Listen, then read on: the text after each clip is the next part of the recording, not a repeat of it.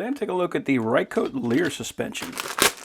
So this is basically just a handle, but it also has a shock mount on the top. It's a very nice rubberized grip on it, which is great, so it's going to make the whole experience just feel a little bit better. You got a locking knob to make sure that it's not going to move, and that locks down very well. And we have an arrow to tell us how we want to install the mic. And because this is a clip style, it's going to make installing this pretty easy. All we have to do is apply some force, and it locks itself right on. This also has some wire management already built in.